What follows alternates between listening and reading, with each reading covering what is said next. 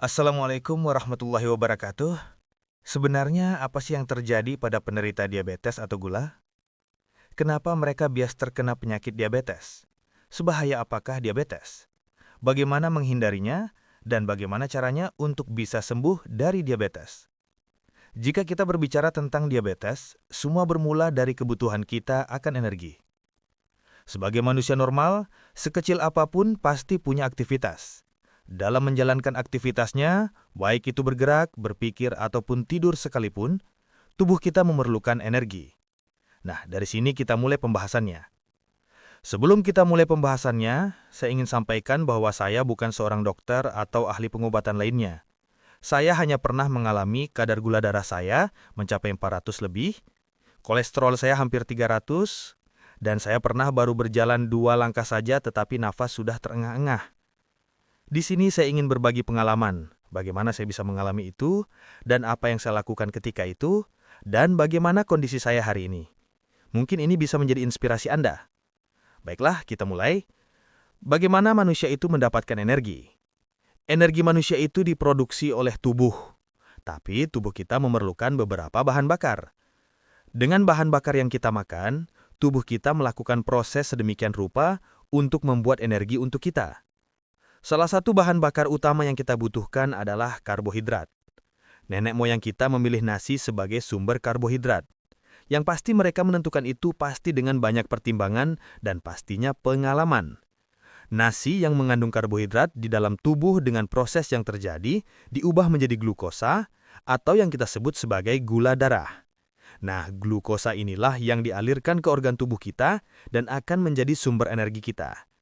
Glukosa mengalir di dalam darah kita dibantu oleh fungsi insulin yang dihasilkan oleh pankreas. Sementara sebagian glukosa disimpan di dalam hati kita dan disebut glikogen. Artinya ada 2 area dalam tubuh kita yang beredar glukosa, yaitu pembuluh darah yang akan disalurkan ke organ tubuh kita dan digunakan sebagai energi, dan di dalam hati sebagai cadangan energi yang akan digunakan ketika kita berpuasa atau sedang lapar.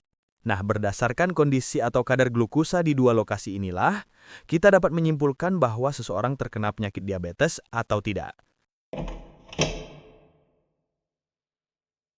Oke, selanjutnya saya coba menyampaikan kondisi di mana seseorang telah dianggap mengidap penyakit diabetes. Sekedar disampaikan buat saudara-saudara yang mungkin terinspirasi dengan video ini, untuk bantu channel ini dengan menekan tombol subscribe, like, dan share. Terima kasih. Jadi, secara garis besar, kondisi kadar gula darah manusia dibagi menjadi beberapa level. Mungkin Anda dapat melihat referensi dari dokter Anda atau dari sumber terpercaya. Di sini saya hanya sampaikan bahwa kadar gula darah di atas 200 adalah tanda bahaya. Anda mungkin sudah dapat dianggap memiliki diabetes. Kenapa ini bisa terjadi? Ya, karena terlalu banyak glukosa yang tidak terpakai, sehingga mereka mengendap di pembuluh darah dan hati. Kurangnya aktivitas tubuh menyebabkan penumpukan gula darah. Semakin hari kita semakin banyak menabung glukosa karena kita makan setiap hari. Nah, sekarang kita mulai tahu kan pentingnya olahraga dan berpuasa? Olahraga akan membakar glukosa yang berada dalam darah dan organ-organ tubuh kita lainnya. Dan ketika kita lapar, hati akan melakukan bersih-bersih gudang dari glukosa yang disimpannya. Dari penjelasan ini saya pikir pertanyaan kenapa kita bisa kena diabetes, bagaimana menghindarinya, dan bagaimana kita bisa sembuh dari diabetes sudah terjawab. Tapi saya akan coba menjelaskan secara ringkas lagi, bahwa untuk menghindari terkena penyakit diabetes, aturlah konsumsi karbohidrat, atau gunakan sumber karbohidrat yang baik. Sesuaikan dengan kebutuhan tubuh kita atau dengan gerak atau aktivitas tubuh kita. Jika kurang atau tidak bisa, lakukanlah puasa sebisa mungkin rutin, minimal puasa Ramadan dengan benar. Untuk bisa sembuh dari penyakit ini, jika sudah terlanjur kita terkena, maka cara di atas benar-benar harus intens dilakukan. Di akhir video ini saya akan memberikan tips dan cara untuk sembuh seperti yang sudah saya alami. Dan saya hanya membutuhkan tidak lebih dari 30 hari. dan dengan biaya yang sangat murah. Dan sekedar informasi bahwa kondisi gula darah yang tinggi akan menyebabkan banyak komplikasi karena terganggunya fungsi pembuluh darah yang penuh dengan glukosa dan juga hati kita. Darah akan susah mengalir sehingga akan terjadi gangguan terhadap jantung kita. Hati akan menumpuk glikogen yang lama-lama akan menjadi sampah dan merusak organ hati kita. Alhamdulillah, semoga penjelasan ini dapat dipahami. Sekarang kita masuk ke bagian intinya, yaitu cara sembuh dari diabetes atau cara menurunkan gula darah secara alami dan murah, serta bisa bertahan lama. Tapi sekali lagi, bantu kami ya dengan menekan tombol subscribe, like, dan share. Ini yang saya lakukan ketika gula darah saya berada di 457 ml per desiliter. Pertama, saya simpan rapat-rapat obat-obatan yang bisa saya beli di apotik. Saya sama sekali tidak mau mengkonsumsinya. Yang kedua, saya bangun pagi, setelah matahari mulai muncul, saya berdiri di atas balkon dan membuka kaos agar saya dapat bermandikan sinar matahari. Oh ya, cahaya matahari masih sangat bagus sampai siang hari, jadi kegiatan ini bisa dilakukan sampai siang sekitar jam 13. Saya berjalan mondar-mandir sambil menggerakkan tangan saya, leher, dan yang lain.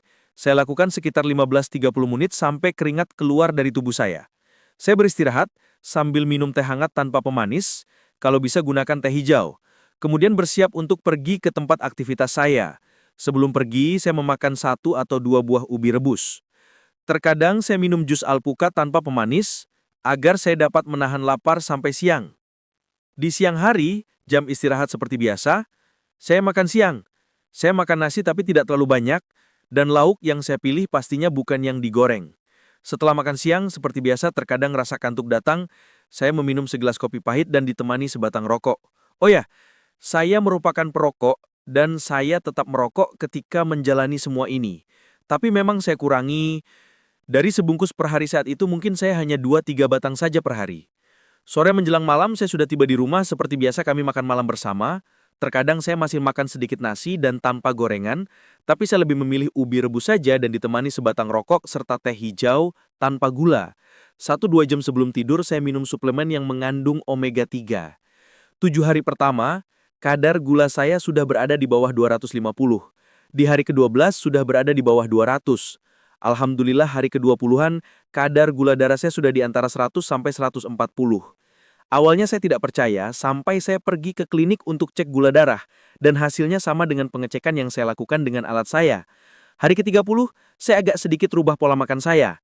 Saya coba makan ikan yang digoreng dan setiap hari saya makan nasi tidak kurang dari 2 piring. Berjalan 7 hari saya cek lagi, alhamdulillah tetap normal. Dan sampai hari ini, kadar gula saya tetap normal.